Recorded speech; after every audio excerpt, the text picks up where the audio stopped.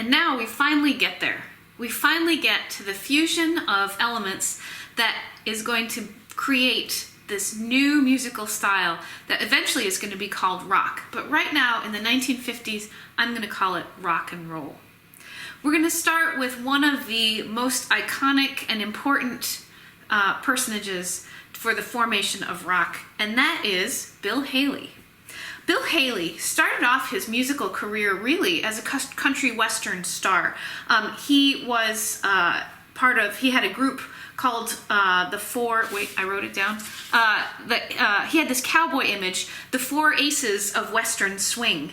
And then he formed another group that first were called the Down Homers, and that wasn't super successful. The name didn't quite ring right with a lot of people. So then he changed it to the Saddlemen, and they were doing country western. Well, in 1953, Bill Haley then completely ditched the sort of country western cowboy image and renamed his group Bill Haley and the Comets. And it just struck me this afternoon when I was looking over my notes. I was thinking, 50s space race, maybe Space Image's comets were sort of more hip and more cool to a greater sort of spectrum of the population than the specifically sort of smaller niche country western images were. I'm not sure. So he he renames his group and Bill Haley and the Comets. They release in 1952 the first real rock and roll album, Crazy Man Crazy. By 1953 and 54, he's starting to produce songs that are classic, iconic, the first iconic rock and roll songs. For example, 1954, Rock Around the Clock. And that is actually a hit on the charts, and it's used in the movie Blackboard Jungle. Remember how in the context of this, I told you about how the audience for entertainment was now maybe the teenager? And if you think about Blackboard Jungle, Rock Around the Clock, these are all sort of soda shop. You're going to go to the soda shop after school, and you're going to listen to these tunes. This is the latest musical style. 1954, he turns out Shake, Rattle, and Roll. All of these rock and roll songs are aimed at the young. It's a new energy, a new catchy sort of rhythm, a new sound, and that new market. Put on your saddle shoes, get your bobby socks out, and here we go, roll up the rugs. So Bill Haley really makes rock and roll kind of what it is, and we're going to listen to one of those tunes, maybe two, on your Cougar View page. So what we're going to now hear in the sort of rock and roll style is we're going to hear this emphasis on beats 2 and 4. 1, 2, 3, 4. 1, 2, 3, 4. We hear that sort of really innate emphasis on beats 2 and 4 that we got from country western. We have a sort of energy in the bass line of the chords that comes from rhythm and blues. We're gonna hear this 12-bar blues pattern. It's going to sound maybe a little improvised, even though it isn't really improvised. It's meant to sound sort of like you're just pulling it off there, off the cuff, and that also is from rhythm and blues. We get sort of easy lyrics about boy meets girl, having a good time. Those are sort of Tin Pan Alley and that sort of easy melody to sing. So we've got those three elements coming together into rock and roll. Let's see, what else do I want to tell you? When we're talking about rock and roll in the 50s, Bill Haley and the Comets kick it off. But pretty soon there's a new player on the field, an iconic one, and that is Elvis Aaron Presley. Elvis Presley grew up in the South, grew up listening to blues and rhythm and blues. For example, like B.B. King.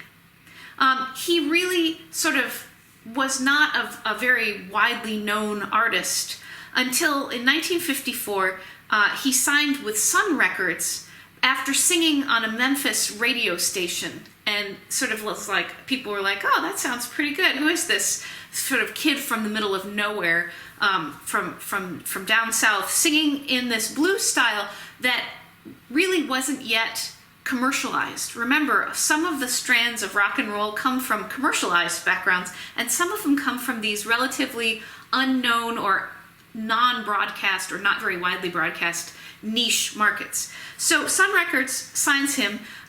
He has this breakthrough on Memphis radio. So Tennessee has this sort of really significant link there.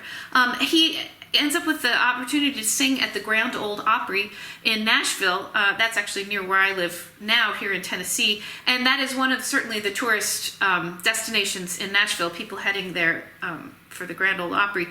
The legend is that one of the stage managers or person who got him the gig to sing at Grand Ole Opry told him he'd be better off going back to his original plan to be a truck driver. His sort of pompadour hairstyle is sort of blue-collar truck driver sort of style. That's where he's sort of coming from before he gets into all the sequence and stuff later on. 1955, he signs on to sing with the radio show called Louisiana Hayride. So we see his popularity growing a little bit more and more as he is getting into gradually bigger and bigger venues. In 1956, Colonel Parker is an agent who gets him to sign over all his rights from Sun Records to the much bigger RCA, and that's where we start to see that commercialization. RCA is a bigger company. It has more resources. It has more radio stations that work with RCA tunes. They have this agreement to play RCA tunes, sort of a bribery barter system. So Elvis's music, he's singing now in this rock and roll style, and he really builds this image as a rebel. He builds the image of someone who is sexually suggestive, of perhaps questionable morality, but on the other hand, he sings these really heartfelt lyrics and these beautiful singable melodies, and so it's sort of this falling in love with the rebel. Elvis is one of those who picks up and really enhances that image of rebel. And it is this sort of treading the edge of suggestive breaking of social norms and morals. The idea that he sings while sort of twisting his hips, and he sort of adds vocal kinds of gestures and facial expressions, sort of like extra sultry and maybe a grunt here and there. You know, it's 1950s, right? This is the time when you still were expected to wear your shirt with a tie and a jacket. And ladies, you would not be out without stockings probably on. And definitely we'd be walking around in our usual business days, ladies, with gloves on and a hat and things like that. So you got to sort of frame it, not in the sort of framework where we are today. I'm thinking maybe of the twerk that maybe already has come and gone, I don't know. But in the 1950s, all of this sort of very suggestive stuff was happening. That's why when the first time Elvis appeared on television, they filmed him from the waist up. They wouldn't show those gyrating hips because that was just too dangerous, morally speaking. This image of rock and roll as being sort of attractive, rebel, sort of sexually loose, full of innuendo music.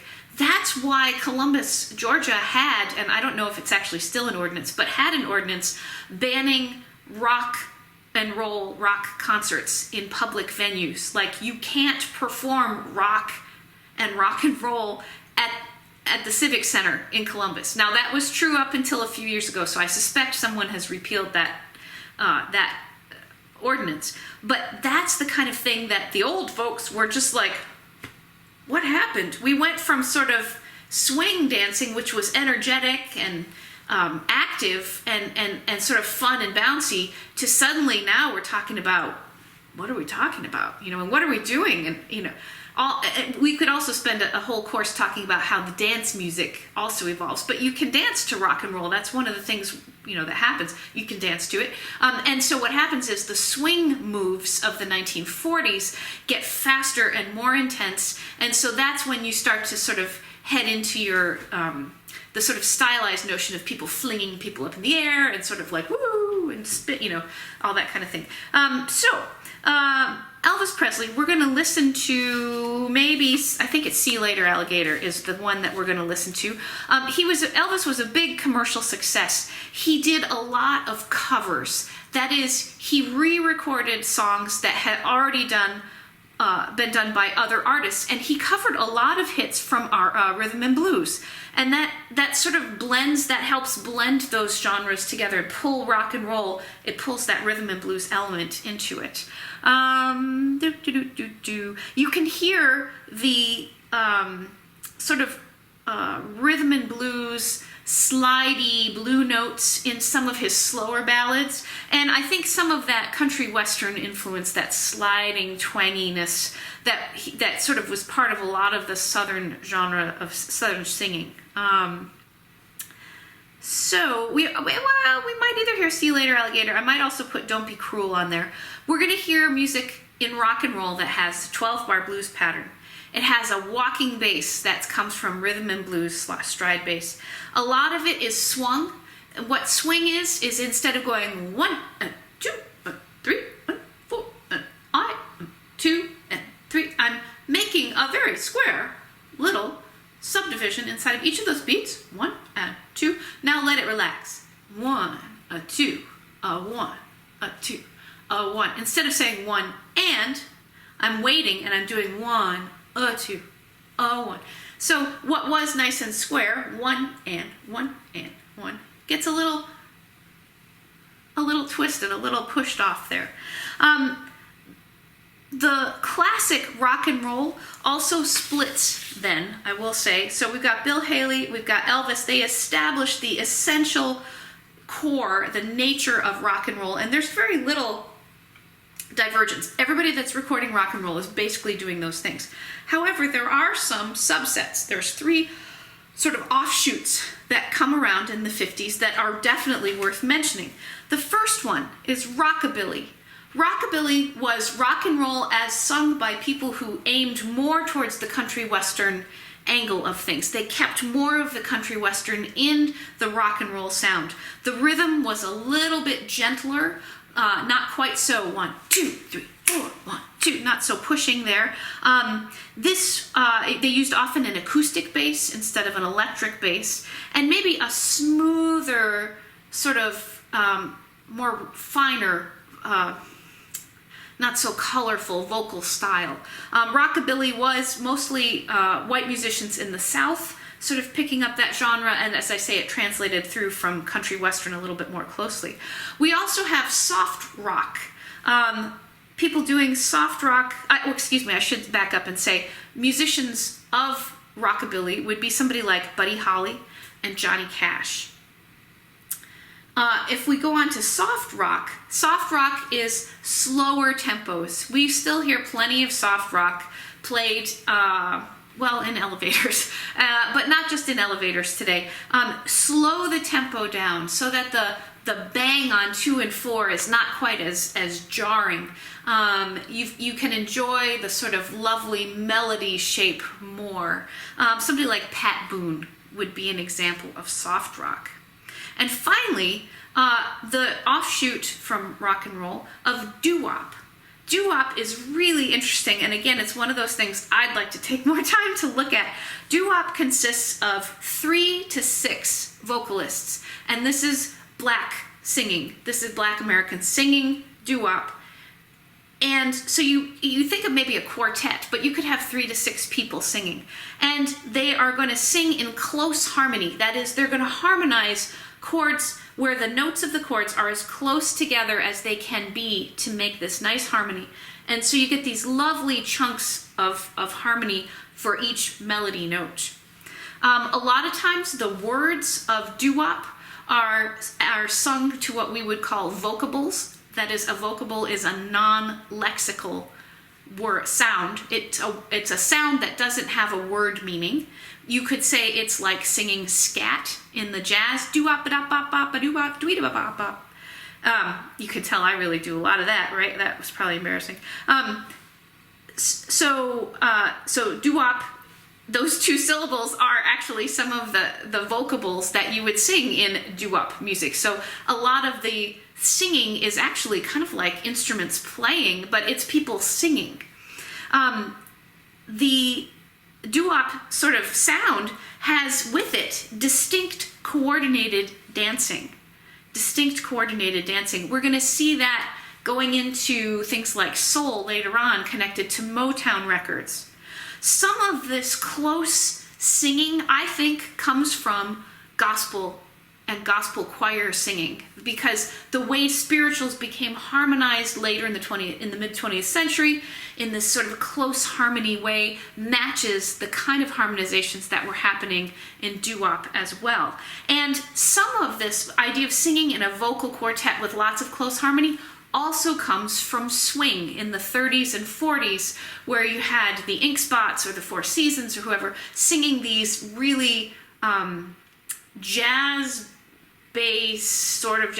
harmonies. So again, it's a real good reminder that there's not just one strand and one path ahead, but these things all interconnect and web out from each other. So we had classic rock and roll, Bill Haley and the Comets, Elvis Presley, pulling together those previous elements into the rock and roll style. And we also then see those offshoots of rockabilly, soft rock, and doo-wop.